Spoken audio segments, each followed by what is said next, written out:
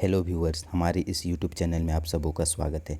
जैसा कि आप सभी को थंबनेल के द्वारा पता चल गया होगा कि हम लोग यहाँ पे किस विषय पे बारे में जानकारी प्राप्त करने वाले हैं।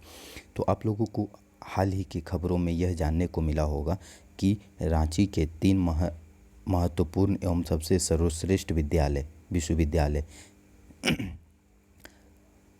मारवाड़ी, वुमेंस एवं जेवियर, इन तीनों की जो ऑटोनॉमस की जो मान्यता थी वह समाप्त कर दी गई है। तो हम लोग यहाँ पे इनसे रिलेटेड महत्वपूर्ण चीज़ों को जानने का प्रयास करेंगे कि आखिर ऑटोनॉमस होता क्या है, क्योंकि इनके समाप्त होने के साथ ही हमारे मन में बहुत सारे प्रश्न भी उठने लगे हैं कि आखिर ये ऑटोनॉमस क्या होता है, ये कौन प्रदान करता है, तथा रांची यूनिवर्सिटी के साथ इनका अब जो भी कार्य होंगे वो रांची यूनिवर्सिटी के आधार पर होंगे। तो आखिर इससे इन पर क्या प्रभाव पड़ेगा, इन सभी चीज़ों को हम लोग यहाँ पे इस वीडियो के माध्यम से विस्तारपूर्वक जानने का प्रयास करते हैं। तो एक और जहाँ रांची 3 प्रतिष्ठित कॉलेज संत जेवियर कॉलेज, मारवाड़ी कॉलेज एवं रांची विमेंस कॉलेज की ऑटोनॉमस की अवधि को समाप्त कर चुकी है, और वही दूसरी ओर इन कॉलेजों को नेक ग्रेडिंग बेहतर करने की दिशा में शुरू कर दी गई। यानी कि इन लोगों को क्या है ना कि नेक ग्रेड में B+ मिला हुआ है। ठीक है, B+ मिलने के कारण किन्हीं को B, किन्हीं को B+ मिलने के कारण UGC, ठीक है, UGC इनकी जो ऑटोनॉमस की मान्यता थी उसको समाप्त कर दी है।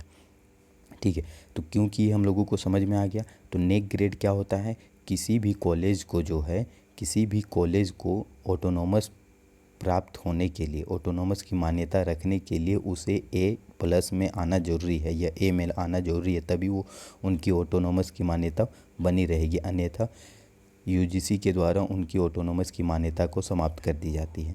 तो हम लोग यहाँ पे इस चीज़ को भी समझेंगे कि आखिर ऑटोनॉमस होता क्या है, और नॉर्मल रांची यूनिवर्सिटी की कॉलेज में क्या डिफरेंट है और ऑटोनॉमस कॉलेज में क्या डिफरेंट है। इन सब चीज़ों को हम लोग यहाँ पे समझने का विस्तारपूर्वक कोशिश भी करेंगे आगे में।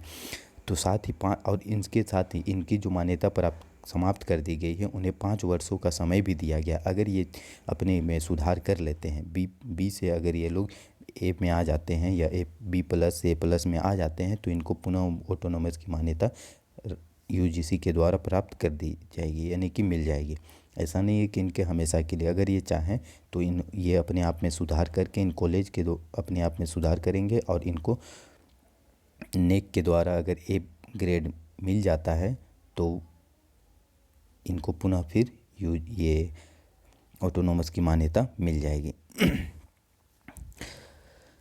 तो आखिर यहाँ पे हम लोग समझते हैं कि आखिर ऑटोनॉमस क्या होता है। ऑटोनॉमस कॉलेज उन कॉलेजों को कहा जाता है जिनको ऑटोनॉमस की अनुमति UGC के द्वारा प्राप्त होती है। ठीक है, यह कॉलेज यूनिवर्सिटी के अंदर होते हैं, UGC यूनिवर्सिटी के अंदर होते हैं, मतलब किन्हीं अन्य यूनिवर्सिटी के अंतर्गत नहीं आते, लेकिन इनके पास नहीं, ये कॉलेज जो है यूनिवर्सिटी के अंदर होते हैं। ठीक है, लेकिन इनके पास जो है बाकी कॉलेजों के मुकाबले अधिक स्वतंत्रता होती है, यानी कि ये रांची यूनिवर्सिटी के द्वारा ही सारा कुछ काम करते हैं। ठीक है, इनका रिजल्ट जो भी जारी होगा वो रांची यूनिवर्सिटी के द्वारा ही जारी होता है। ठीक है, लेकिन ये जो कार्य करेंगे वो सारा कुछ क्या होगा, स्वतंत्र रूप से करेंगे, जो एक आम नॉर्मल कॉलेज करते हैं।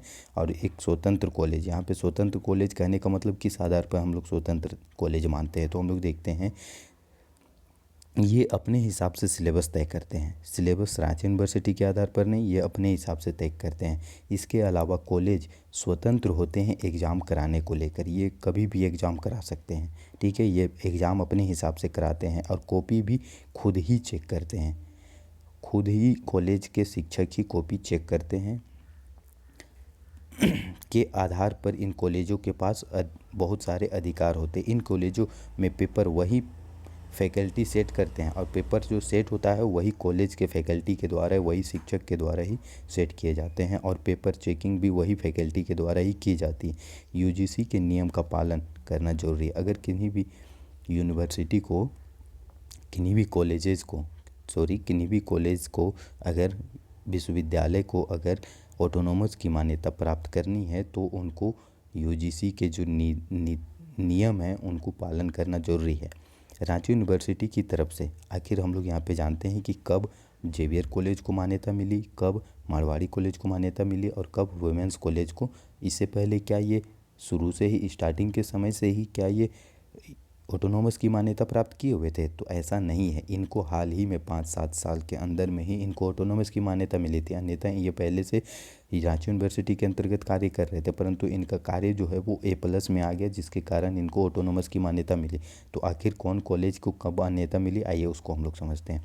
तो मारवाड़ी कॉलेज को 15-16 से लेकर के 20-21 तक, ठीक है, 20-21 तक इनकी मान्यता मिली थी, ठीक है, यानी कि 15-16 सेशन में इनको मान्यता ये ऑटोनॉमस की प्राप्त हुई थी। तथा रांची वुमेंस कॉलेज को 17-18 में हुई थी, तथा सन जेवियर कॉलेज को 2005 में, यानी कि सबसे पहले अगर रांची में किन्हीं कॉलेज को मिली थी वो जेवियर कॉलेज को प्राप्त हुई थी, ठीक है।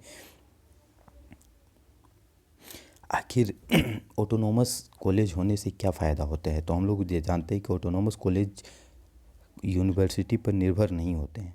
ऑटोनॉमस कॉलेज जो होते हैं यूनिवर्सिटी पर निर्भर नहीं होते हैं। संस्थानों में सत्र यहाँ पे कभी भी लेट नहीं होते। जैसे क्या होता है, आप लोग अदर कॉलेज से अगर करते हैं तो उसमें क्या होता है कि रिजल्ट आते आते 1-2 सत्र लेट हो जाता है। यहाँ पे वैसा नहीं है, जिस सत्र में कार्य होगा उसी सत्र में ये कंप्लीट हो ही जाएगा किसी न किसी तरह से। ऑटोनॉमस संस्थान में तुरंत लिए जाते हैं, यहाँ पे जो भी फैसले लिए जाते हैं वो बहुत जल्दी फैसले लिए जाते हैं। इनोवेटिव प्रयास की रहती संभावना, यहाँ पे हमेशा प्रयास जो होता है वो आधुनिक तौर पर आगे बढ़ने की रहता है, ठीक है। तो इन सब बातों को लेकर ऑटोनॉमस क्या होते हैं, अपने में बहुत चर्चित होते हैं, और ज़्यादा से ज़्यादा विद्यार्थी चाहते हैं कि ऑटोनॉमस में ही हम लोग अपना एडमिशन कराएं। इसीलिए लगभग इन तीनों कॉलेज में अगर देखा जाए तो 50,000 विद्यार्थी पढ़ते हैं, तो ये बहुत बड़ी बात हो जाती है, ठीक है। तो आखिर इन सब को लेकर के यहाँ के प्रिंसिपल के द्वारा क्या बात कही गई, आइए उसको देखते हैं। तो जेवियर कॉलेज के प्रिंसिपल फादर डॉक्टर एन लकड़ा जो कि जेवियर कॉलेज के प्रिंसिपल है, उनका कहना है कि इनोवेशन और स्टूडेंट सपोर्ट एंड प्रोग्रेशन में पिछड़ने के कारण नए ग्रेडिंग B+ जेवियर को B+ मिल गई है। इसे लेकर हम चिंतित हैं। हमें ग्रेडिंग सुधार की दिशा में कार्रवाई शुरू कर चुके हैं। कोई फीस में बदलाव नहीं किया जाएगा, जबकि एग्ज़ाम फीस में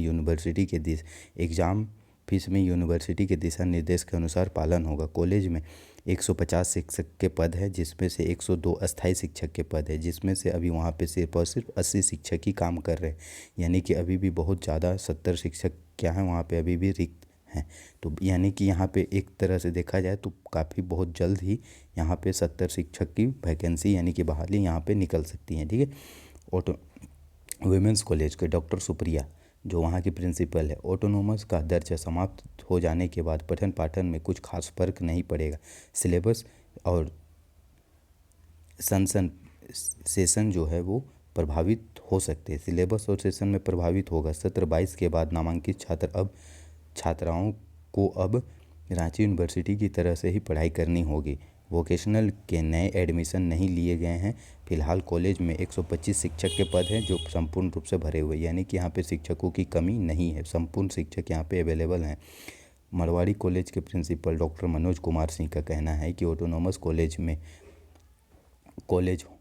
होने से कॉलेज को यह स्वतंत्रता मिली कि वह अपने क्षेत्र के अनुसार नियम बना सकते हैं। ऐसे में यदि कॉलेज अपग्रेड होते हैं तो छात्रों के लिए अच्छी बात है और किसी